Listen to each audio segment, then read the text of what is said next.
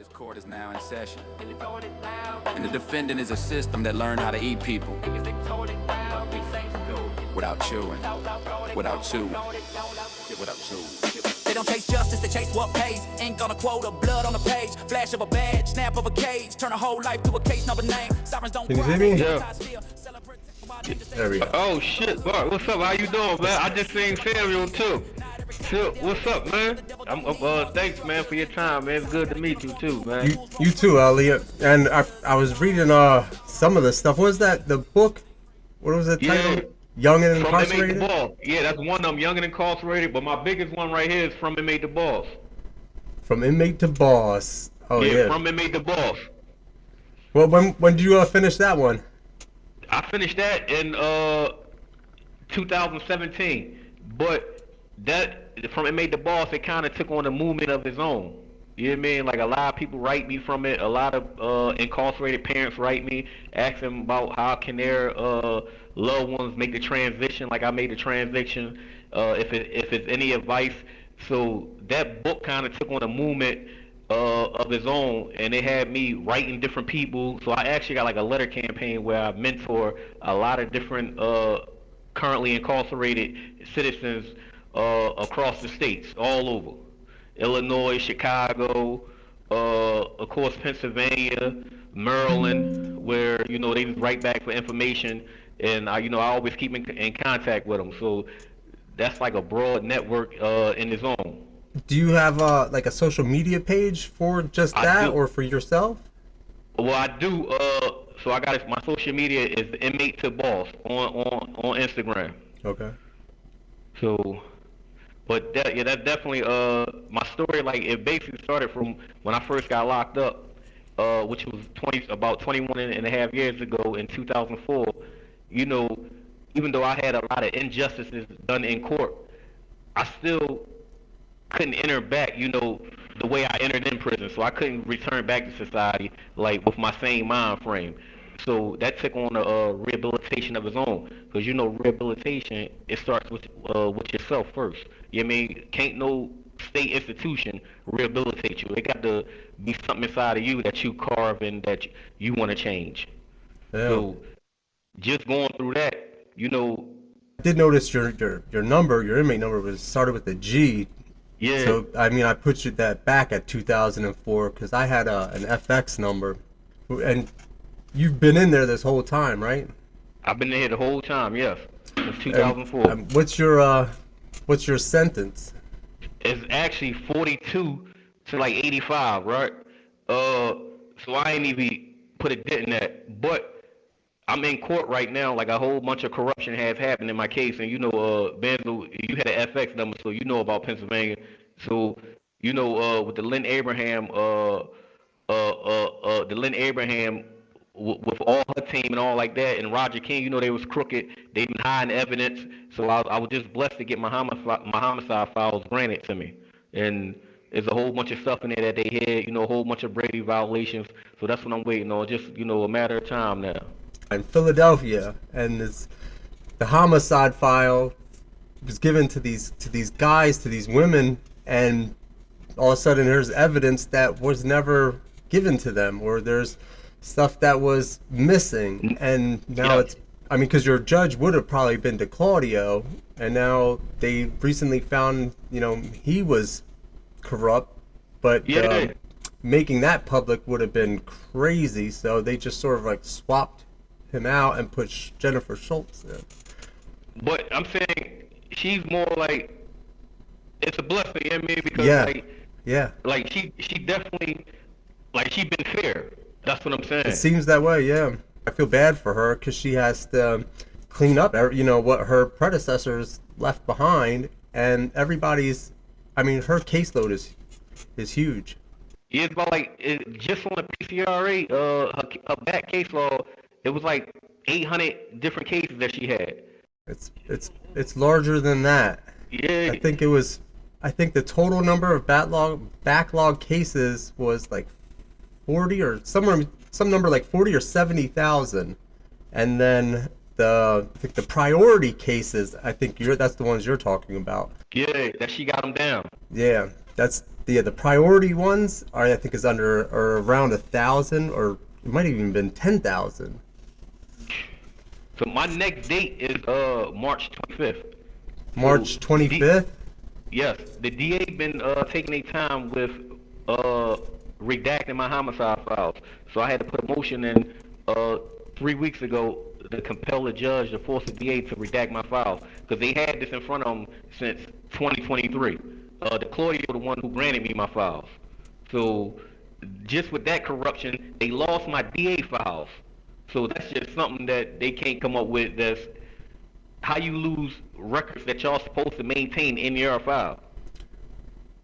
There's, So that's one part of the corruption. I just learned the other day too that they've been keeping like computer logs, like going back all the way to near like the 80s and Yeah. like mid 90s. So for them to say they don't have something, a file, that's impossible.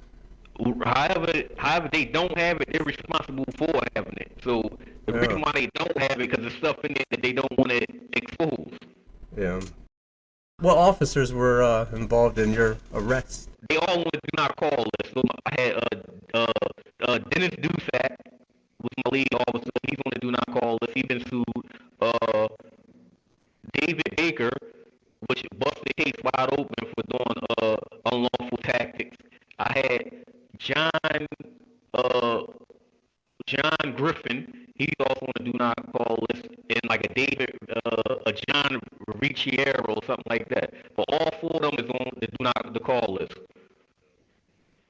So you just see like just with them right there, like David Baker, he recently, in my case, he took an 8-year-old down a homicide, which was eighth and race at the time, and questioned an 8-year-old without his parent there.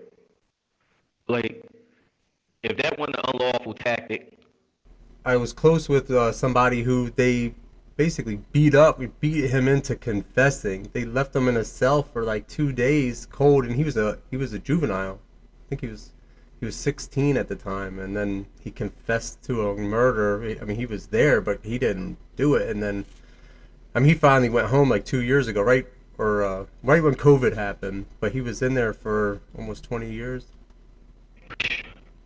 and it's sad because that fella he can't get that time that time back. You know what I mean? And like me being the same, I can't get that time back. Like my mama died during this incarceration.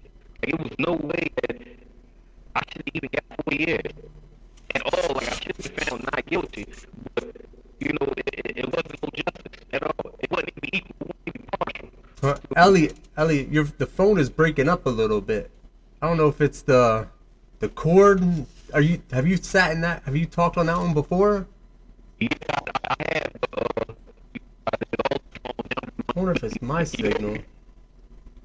Oh, it's the signal. It's Scarred her, but it also scarred you.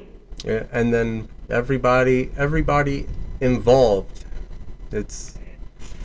And when there's kids, I mean, especially like I always think of the Philadelphia kids. Well, you talk to Sam, right? You see what he's got going on. Yeah, no doubt. Those kids in Philadelphia are growing up without their fathers.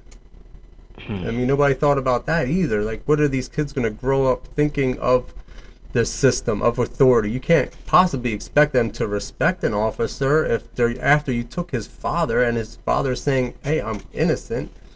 You know. My son was 3 months old when I got incarcerated. Like he's now 22 years old.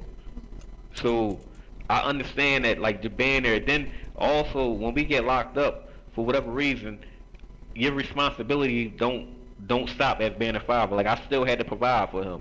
You know what I mean? So like within these limited walls, I still had to do for mine. I still had to call there. I still had to walk him through homework. I still had to be his father, even here, me going through this traumatic time in my life. Wow. So, Do you still have a like, relationship with them? I do. But of course, this prison, like being in jail, like it kind of strains it. Yeah, and for him to the system, and it only cares about money. It do. And he's bitter that I'm in here. Yeah, see, that's what I mean. I mean, Imagine if an officer, two officers approach him, you know, aggressively. You can't really expect him to, you know, bow down or, you know, be amicable. He's probably going to be defensive. No doubt. No, and especially what's going on now, just with you see what's going on not just in Philadelphia with police officers in general, with federal agents, with ICE. Like, how is this a good example of respecting the law or authority when, you know, they don't even hold up justice in the right forms? Yeah. So, Yeah, it's bad. What happened to wanting to grow up to be a cop, and now when you see what officers do, you know, like, that career path is not even thought about now. No one talks about wanting to grow up and be an officer. No. Like, I never heard no one say, I want to be a CEO when I grow up. I said that exact same thing. I always thought, like, the medical staff there, if you look, like the doctors, almost every doctor I've ever looked up in different prisons, they've basically killed somebody at their last practice. Like, that's the last resort. Yes.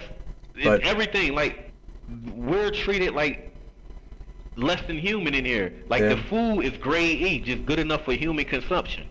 So, like you said, like, the doctors and all, this was their last step before they get a new job. Yeah. Like, They cannot have a medical practice license still. That's what I'm saying. A lot of them been suspended. You know what I mean? Like, if they was lawyers, they've been disbarred, and now they come in like, all right, listen, don't nobody care about them. We just got to give them a facility to go to. We got a minute left. We can pick up next time, or I'll see what I can do with this, because I wanted to promote your book. Oh, I seen it can be bought on Amazon. And it can. I didn't see that one, though. I just seen the other one. I didn't look. Yeah, you know, if you type in from Inmate the Boss, it pops right up. I just looked up your name. Yeah, if you type in from Inmate the Boss, it's going to say by E. Rush. Damn, that looks like it's from out here. Yeah, that's you got to always be promoted. Yeah, there's definitely some talent in there, too. Extremely, and that's what I'm working on also. I want to be able to get my website up and be able to sell different merch like t-shirts, cups and mugs, but it's hard finding the good talent to be able to put that together. Yeah. Well, it's not as easy as like commercials will make it seem. Like, don't cry, they advertise fear. Selling protection while danger stays near. Hands on the hood, knee in the spine. Call it procedure, I call it design. Not every cop a devil, that's facts, but the devil don't need horns when the structure's intact. Silence got a uniform too when the wolves roam free and the shepherd's view. Hooders and coffins, profits and chains. They frame our pain for corporate gain. Mama on the phone, voice in rain, trying to stay strong, but it breaking her veins. Hooders and coffins, dollars and days, straight in our blood for a badge and a raise. And the kids grow up learning lost by heart in a world where the law tore their family apart. Pull a defender buried in files, 30 minutes to save a whole damn life. Judge board stiff, clock on the wall, ticking like fate don't care at all. Private sales, private deals, freedom auction behind steel. They dress it clean, call it just, but justice rust when it serves the rich. Father's voice through a plastic screen, trying to sound brave for a child unseen. He said be good, don't end up like me, while the world keeps sharpening the same damn key. Holders and coffins, profits and chains, they frame our pain for corporate gain.